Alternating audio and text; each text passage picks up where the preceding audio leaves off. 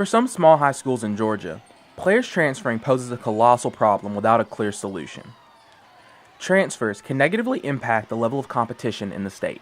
I think too many kids are moving. From a parent and educator standpoint, what are we teaching kids when they're just looking for greener grass? It's easy to pick up and move to somewhere where the grass is already green. I think kids learn valuable lessons by fighting through the tough times and making the program they're in a better situation.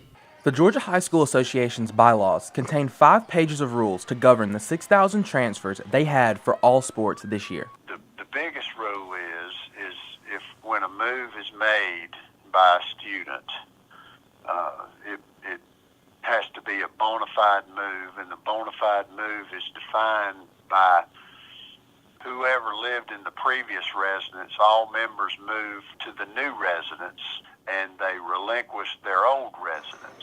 Some believe the GHSA's enforcement of its rules has been lax.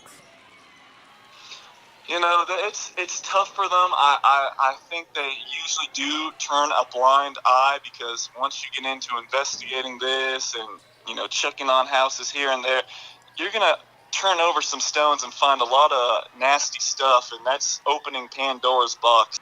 There are many differing opinions about where this problem comes from. I think a lot of parents are under the impression that we have to go to the metro areas to receive a college scholarship. I think that leads at number one. And so I think a lot of times you see kids from rural areas moving into metro areas so they can be part of that, and they feel like they're getting more college coaches watching them. Others, like Sandy, say the problem stems from other places. I think as far as basketball goes, the stem of it, most of it does come from the AAU circuit. It is good for honing your development and skills, playing with other good players, but in the same way, there can be some undue influence.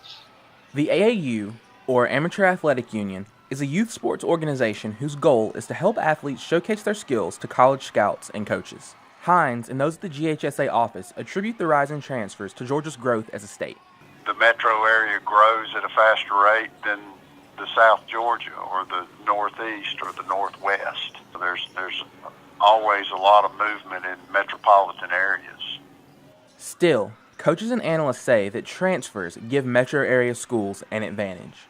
According to the Sandys Spiel High School Basketball Transfer List, there were 108 transfers for the 2017-2018 season. Of these transfers, only 20 involved players outside of the Metro Atlanta or Augusta areas. There is no consensus on how to handle this issue. I would need a great crew that would be legit, like investigators. I have to start from the top down. I'm more concerned about where the big fish are moving around, where there is more likely to be money involved and some more shady stuff. Still, others like Cleveland have a different solution. I eliminate AAU. I think that takes a lot out of it. I would allow head coaches at high schools to work with their kids year-round. I think if you do that, you cut out a large portion of the problem. But Hines says cheating isn't as pervasive as some believe.